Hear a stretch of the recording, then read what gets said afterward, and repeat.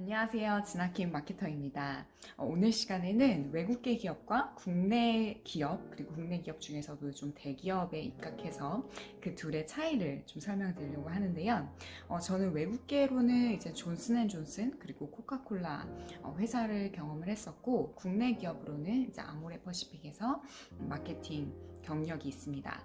물론 모든 회사의 규모나 구조가 다르기 때문에 제가 그 외국계와 국내 기업의 차이를 좀 이렇게 정형화시키거나 이제 일반화시켜서 설명드리기는 어렵다는 점이 있고, 하지만 제가 경험한 마케팅 부서의 특성에 좀 더 집중해서 설명드린 점 참고해 주시기 바라겠습니다. 국내 기업과 외국계 기업의 가장 큰 차이 첫 번째로는 R&R의 차이가 있었던 것 같아요. 즉 주어진 업무의 스콥에 좀 차이가 있었다고 느꼈는데요. 외국계 같은 경우는 아무래도 국내 기업 대비해서 좀 인원수가 적기도 하고 좀 제한적이다 보니까 외국계 마케팅 안에서 제가 브랜드 매니저를 할 때는 하나의 브랜드를 혼자 담당한다든지 그 제품의 뭐 매출 규모가 큰 경우에는 이제 2명에서 3명 정도까지 팀워크를 이뤄서 담당하는 경우가 많았던 것 같습니다. 반면에 국내 기업 같은 경우는 하나의 브랜드를 혼자 담당한다기보다 그 브랜드를 둘러싼 업무를 다양한 부서와 사람들이 좀 더 조직적으로 관여하고 주어진 프로세스 안에서 같이 만들어가는 형태의 구조를 띄었던 것 같아요. 물론 외국계 또한 회사 규모에 따라서 브랜드 매니징하는 그런 브랜드 팀과 캠페인을 운영하는 IMC 팀이 별도로 이제 분리가 되어서 같이 협력을 하면서 만들어가긴 하지만, 제가 느낄 때 이제 외국계 기업에서 브랜드 매니저라고 했을 때는 좀 더 그 전체적인 프로세스에 관여하는 정도가 국내 기업 대비해서는 좀 더 많았던 것 같아요.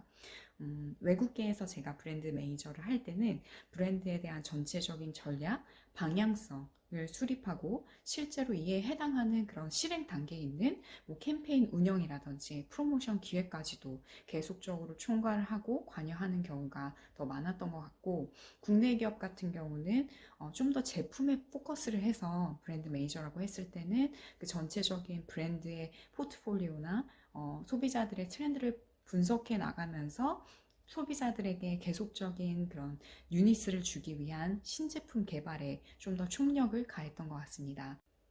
그래서 정리를 해서 말씀을 드리면, 외국계 기업 같은 경우는 R&R이 좀 더 포괄적이라고 보시면 될 것 같고요. 좀 더 다양한 업무를 좀 수행할 수 있는 기회들이 굉장히 많고, 국내 기업 같은 경우는 아무래도 R&R이 확실하다 보니까 다른 부서와의 그 경계선이 굉장히 명확하기 때문에 주어진 업무 안에서 좀 더 깊이 있게, 좀 심도 있게 일을 수행하는 부분에 있어서의 좀 차이가 있었던 것 같네요. 국내 기업과 외국계 기업의 차이 두 번째로는 커뮤니케이션의 차이, 즉 영어를 사용하는 데 있어서 분명히 차이가 있다라고 보시면 될 것 같은데요. 국내 기업 같은 경우는 이제 모든 공식적인 커뮤니케이션을 국문으로 진행을 하고 있고, 외국계 기업은 영어로 진행이 됩니다. 내가 보고를 해야 되는 그 상사가 리포팅 라인이 외국인인 경우도 있고 외국인 보스인 경우도 있다 보니까 모든 서류나 뭐 이메일부터 시작해서 PPT 작성, 프레젠테이션, 발표까지도 영어로 진행되는 경우가 좀 더 많았던 것 같고요. 외국계 기업 특성상 한국팀, 이제 한국 지사가 외국에 있는 본사팀의 방향성을 얼라인하면서 계속적으로 의견을 조율하는 프로세스를 거치기 때문에 외국에 계신 그런 담당자분들과도 영어로 커뮤니케이션을 해야 되는 기회가 훨씬 더 많다라고 보시면 될 것 같고요. 제가 실제로 그 존슨앤존슨 한국팀에 일을 하고 있을 때에도 아시아 총괄을 하고 있는 위전팀 디렉터, 이제 외국인 보스와 영어로 한국팀의 브랜드 관련된 보고를 하고 또 방향성이나 의견을 조율하는 과정 안에서 일주일에 한 번씩 뭐 화상 미팅이나 이제 콜을 영어로 진행을 했던 것 같아요. 외국계 기업에 좀 지원을 하시는 분들은 이렇게 영어에 좀 더 노출될 기회가 많기 때문에 영어를 자유자재로 사용할 수 있는 능력이 좀 필요하다. 물론 유창할 필요는 없어도 분명히 영어로 자신의 의견을 표출할 수 있는 그런 역량을 요구하는 부분이 있는 것 같습니다.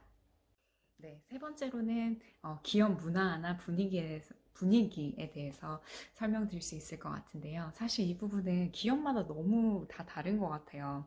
외국계라고 해서 이러한 문화를 가지고 있다, 뭐 대기업이어서 이렇다라고 하기에는 그 회사마다의 특징이 다 다르고 성격이 다르기 때문에 일반화시키기는 굉장히 어렵지만, 제가 경험했었던 외국계 기업은 좀 더 가족적인 분위기였던 것 같아요.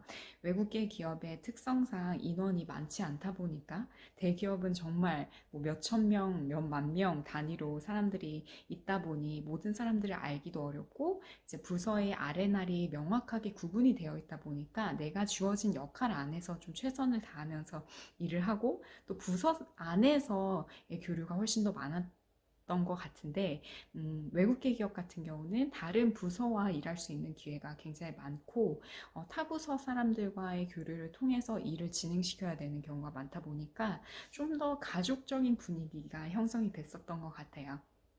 그리고 라이프 밸런스적인 측면에서 어디가 더 일이 많고 적냐라고 말하기에는 굉장히 어려운 부분인 것 같고요. 어떤 역할을 수행하느냐에 따라서 좀 차이가 있는 것 같아요. 마케팅 같은 경우, 특히 브랜드 매니저를 하시는 분들은 너무나도 잘 알고 있겠지만, 사실 칼퇴는 굉장히 어려운 것 같고요. 물론 요즘에는 이제 칼퇴를 장려하는 그런 문화로 이제 많이 바뀌다 보니까 분명히 라이프 밸런스가 더 좋아진 회사들도 있을 것 같아요. 하지만 제가 경험했을 땐 마케팅이나 브랜드 매니저의 특성상 라이프 밸런스가 이렇게 좋은 편은 아니었던 것 같고요. 그게 꼭 뭐 외국계 회사여서 뭐 국내 기업이어서 차이가 있었던 것 같지는 않습니다.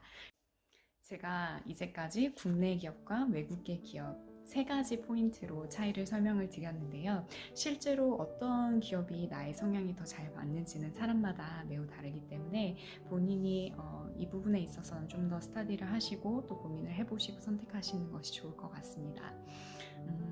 제가 이제 말씀드릴 수 있는 부분은 일반화시키기는 어렵지만, 그래도 제가 경험한 내용을 토대로 설명을 드리면, 외국계 기업에서 이제 일을 하실 때는 좀 더 포괄적으로 A부터 Z까지 이제 모든 프로세스 안에서 내가 관여해야 되는 정도가 더 많았다. 그리고 오너십, 이제 주인의식이 강해서 내가 정말 모든 프로세스 안에서 이 내용들을 좀 이해하고 있고 또 같이 참여를 하고 관여를 해야 되는 그런 성격이신 분들은 외국계 기업이 좀 더 잘 맞으실 수 있을 것 같아요. 반면에 국내 기업 같은 경우는 정확한 R&R 그리고 정확한 프로세스 안에서 일이 진행이 되기 때문에 좀 더 나는 프로세스에 강하다, 나는 구조적으로 프로세스에 맞춰서 일을 진행시키는 것, 그리고 또 한 업무를 맡았을 때 깊이 있게 파고들고 일하고 싶다라고 하시는 분들은 대기업에 좀 더 성향이 맞으실 수 있다라는 생각이 듭니다. 물론 제가 모든 분들의 그런 성향과 혹은 또 이 회사들 간의 차이도 굉장히 많기 때문에 일반화시키기는 어렵다는 점 참고하셔서 들어주셨으면 감사하겠습니다.